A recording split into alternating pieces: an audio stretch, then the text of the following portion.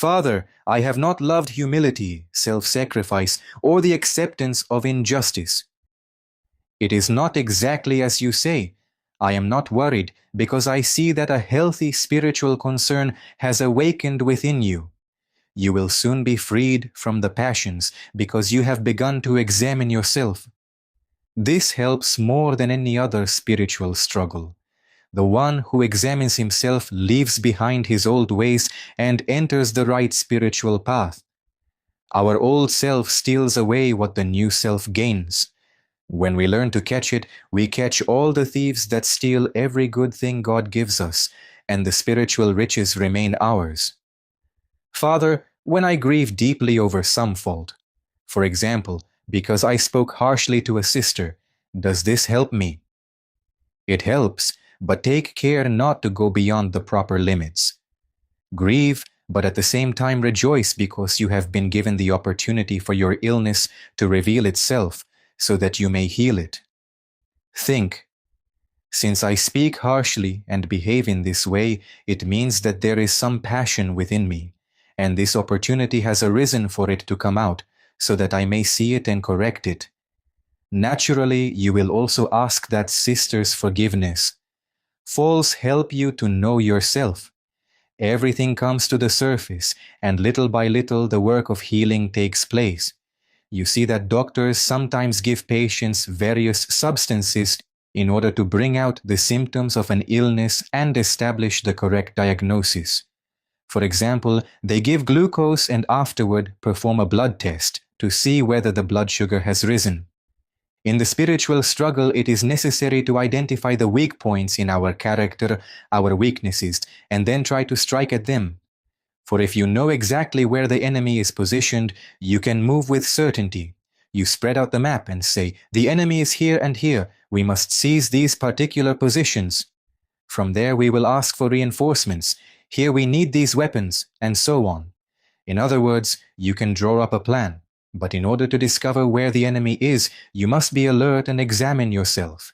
You cannot afford to sleep. Father, is it better for someone to discover his weaknesses by himself or for others to point them out to him?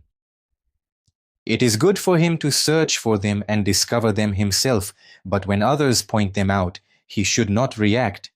He should receive this with joy, for he may think that he sees himself, while in reality he sees himself as he would like to be, and not as he truly is. Father, do others see me better than I see myself?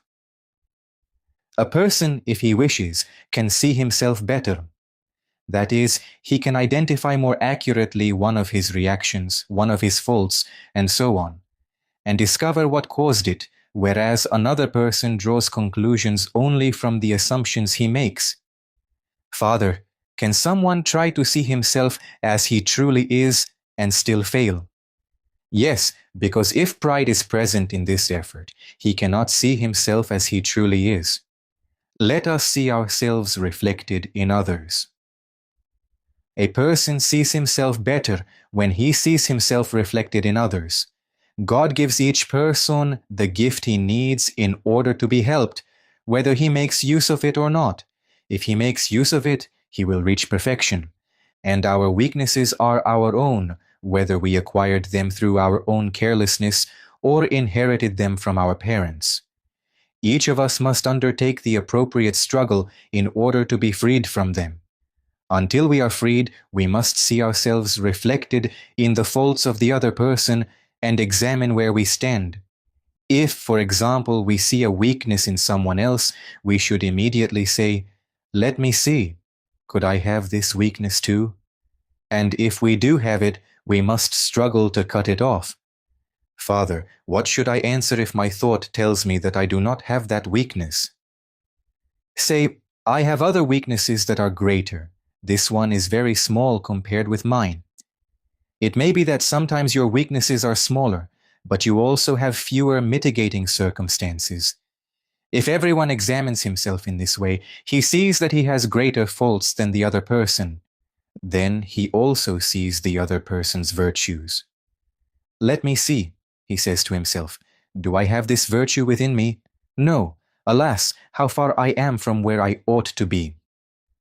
The one who works in this way benefits from everything, changes for the better, and becomes perfected. He benefits from the saints, he benefits from ascetics, and he benefits even from people living in the world.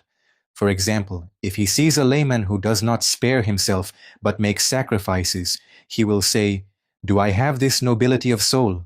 No, I do not, and yet I am a spiritual person."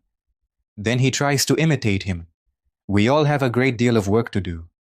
In his wisdom, the good God orders everything for our benefit. The one who truly knows himself has humility. Father, I usually become aware of my pride afterward when I fall. The aim is to become aware of it before you fall. When someone tells you that you have done something good, do not feel satisfaction.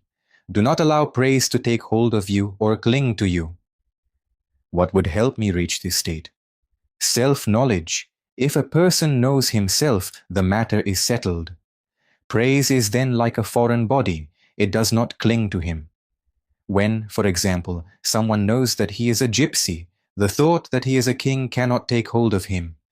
And if you believe that you are a princess, you will always feel that something is lacking. If I prepared myself beforehand not to accept praise, would that not help me? Of course, this must be done, but sometimes you will be prepared, and at other times you will not. The aim is to know yourself. If someone does not know his old self, he does not humble himself, and he cannot break spiritually with his old self and enter the spiritual path. Instead, he remains on a worldly path. Father, can I come to a wrong understanding of myself? But we are not speaking about a mistaken kind of self-knowledge. The one who truly knows himself has humility. And when a person humbles himself, the grace of God will certainly come. The one who does the work necessary in order to know himself is like someone who digs deeply and discovers metals in the depths of the earth. The deeper he advances in self-knowledge, the lower he sees himself and the more he humbles himself, yet the hand of God continually raises him up. And when he has come to know himself, his humility becomes a natural state, and the grace of God grants him a kind of moratorium, that is, it prolongs its stay within him. Then he is no longer in danger because of pride, but the one who does not undertake this work continually covers over his rubbish, keeps piling it higher and higher, stands for a little while on the summit through his pride, and in the end comes crashing down. Let us recognize our illness. Father, I often see the weaknesses of others and judge them. Do you know your own illness? No. That is why you know the illness of others. If you knew your own illness, you would not know the illness of others. I am not saying that you should not share in their pain, but that you should not concern yourself with their faults. If a person does not attend to himself, the tempter will give him work to occupy himself with others. But if he works on himself, then he comes to know both himself and the other person. Otherwise, through the mistaken conclusions he draws from himself, he also judges others wrongly. Father, what helps someone most to correct himself? First, the will. The will is, in a sense, the right starting point. Then such a person must understand that he is ill and begin the appropriate treatment.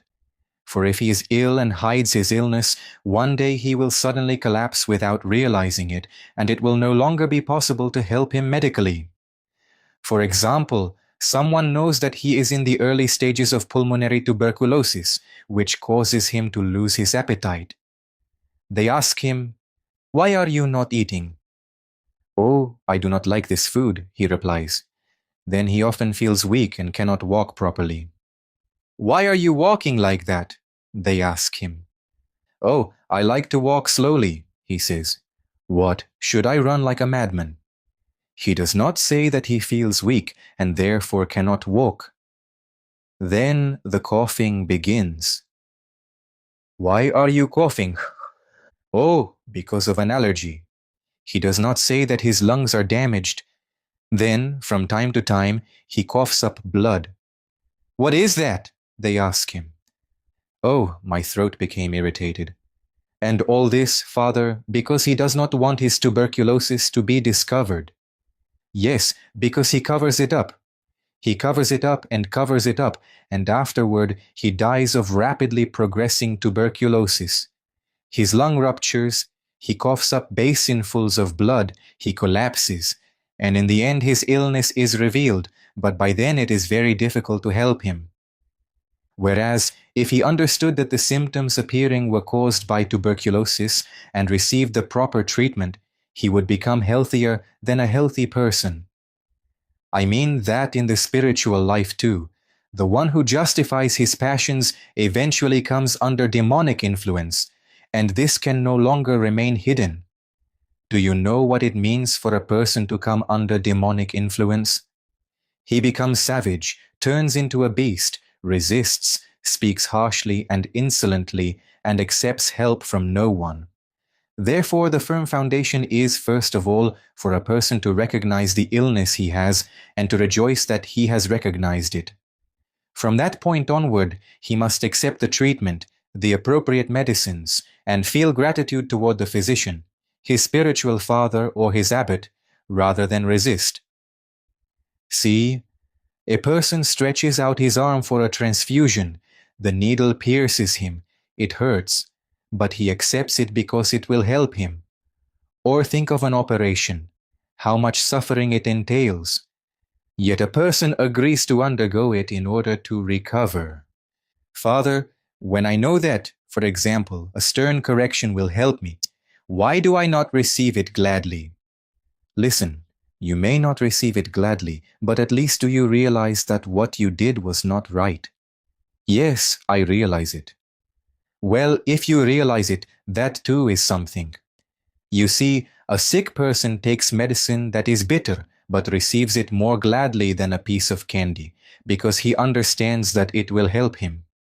If he does not take the bitter medicine, he will not be healed.